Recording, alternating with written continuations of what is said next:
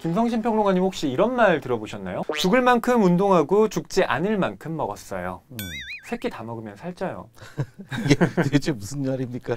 뭐 아예 먹지 말자 이런 이야기가 되나요? 이건 가수 제시카 씨와 또 배우 김사랑 씨가 네. 이 다이어트와 관련해서 한 말이라고 하는데요. 다이어트 자극 사진보다 사람들에게 살을 빼야겠다라는 의지를 불러일으켜서 이 다이어트의 명언으로 회자되고 있다라고 합니다. 아무래도 이제 날씨가 더워지고 노출이 많은 계절이 오다 보니까 이 다시 다이어트를 시작해야겠다 이렇게 결심하는 분들도 이제 주변에 많아졌는데요. 오늘 사연을 보내주신 분도 이 다이어트에 대한 고민을 안고 있는데요. 김성신 평론가님이 소개해 주시죠. 안녕하세요. 저는 먹는 걸 워낙 좋아해서 한 끼 식사로 피자 한 판에 통닭 한 마리는 가볍게 먹고 밥은 냉면 그릇으로 먹는 대식가남입니다. 그러다 보니 어렸을 때부터 통통과 뚱뚱을 오가는 체형이 지금까지 이어지고 있습니다.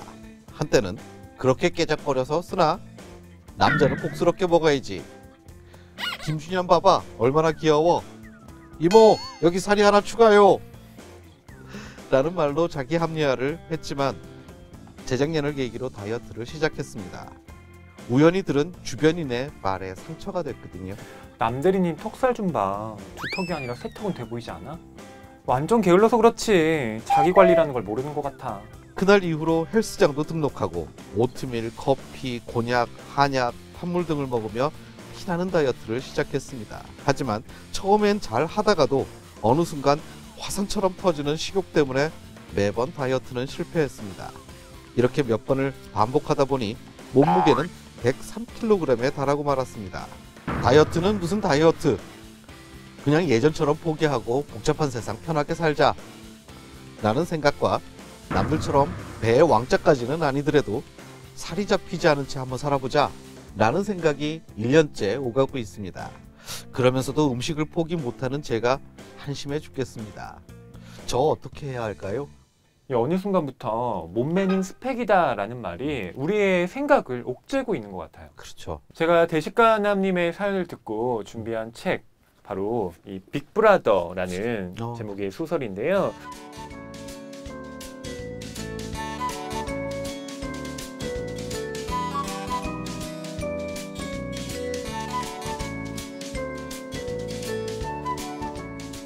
이 라이오넬 슈라이버 작가는 이 책에서 비만인 사람이 다이어트를 무조건 해야 한다라는 메시지만을 던지고 있지는 않습니다. 다이어트가 이 개인적인 문제임과 동시에 또 사회적인 문제이다라는 이 메시지를 던지고 있죠.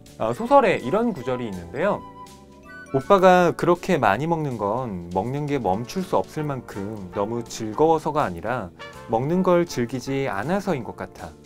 음식이 채울 수 없는 걸 음식에서 찾고 있는 것 같다고. 그러다 보니까 한없이 먹게 되는 거야. 아주 통찰력이 있는 그런 문장이 아닌가 싶네요. 실제로 그런 식욕이라기보다는 어떤 헛된 욕망, 그리고 그건 사회가 만들어내는 이 가짜 욕망과 연결되어 있다라는 걸 지금 작가가 통렬하게 보여주고 있는 것인데요. 그러니까 성취감이 없이 계속 허기지게 만드는 그렇죠. 어떤, 사회적인 기조 뭐 이런 이야기겠죠. 맞습니다. 제가 이 소설을 추천한 두 번째 이유는 이 뚱뚱함에 대해서 죄책감을 갖게 하지 않는다라는 데 있어요. 이 작품의 내용이요? 맞습니다. 이 책은 날씬함과 또 뚱뚱함에 대해서 우리가 갖고 있는 고정관념을 거부하는데요. 마른 사람들이 오히려 자기 자신에 대해서 그리고 타인에 대해서 지나치게 엄격하고 또 냉정할 수도 있다라고 말을 하고 있기도 해요. 그런 점에서 저는 꼭 마른 것만이 우리 사회에서 좀 칭송받아야 하는가 이런 문제의식을 이 책을 통해서 갖게 되더라고요. 김성신 평론가님은 어떤 책 준비하셨나요? 예, 오늘 제가 소개해드릴 책은 본인이 좀 비만이라고 생각하시는 분들이라면 환호성을 지를 만한 그런 책이 아닐까 싶어요. 궁금해집니다. 네, 일단 책 제목은 비만의 역설인데요.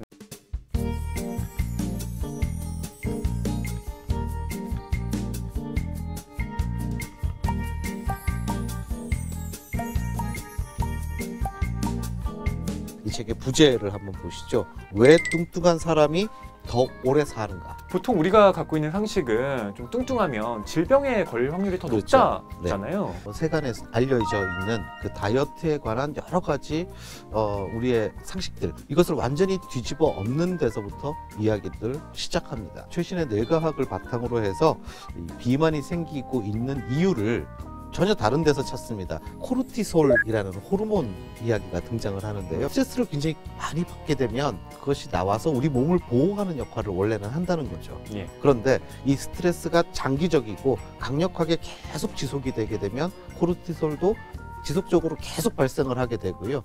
이렇게 되면 오히려 이 호르몬이 우리 신체를 공격을 하게 되는 말하자면 과다 분비가 되는 거죠. 그러면 우리 신체는 또다시 방어 체계를 만들기 위해서 지방을 축적을 하게 된다는 겁니다. 네. 그러니까 스트레스를 받는 사회적 상황이 비만과 직접적으로 연결이 돼 있다, 이렇게 볼 수가 있다는 것이죠.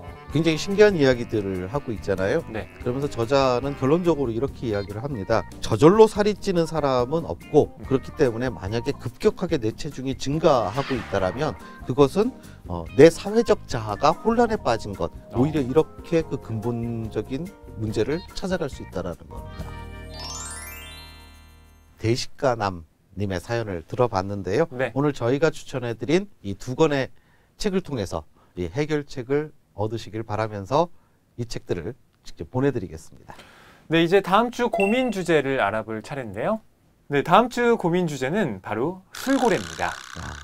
주변에 이 술고래인 지인들 때문에 괴로운 분들, 저희 해결책으로 사연 보내주시면 되겠습니다. 네. 참여 방법은요? TV 책방 북소리, 페이스북과 인스타그램, 그리고 TBS 라디오 기분 좋은 일요일 조연아입니다 게시판을 통해서 고민 사연을 남겨주시면 됩니다. 그럼 저희가 한 분의 사연을 선정해 고민 해결에 도움이 되는 책, 해결책을 처방해드리는 동시에 선물로 드리니 많은 참여 부탁드립니다. 네, 오늘 소개해드린 해결책은 이번 주 일요일 라디오 기분 좋은 일요일 조연아입니다 에서도 들으실 수 있다는 점 알려드리면서 저희는 이만 인사드리도록 할게요. 다음 이 시간에 다시 찾아뵙겠습니다.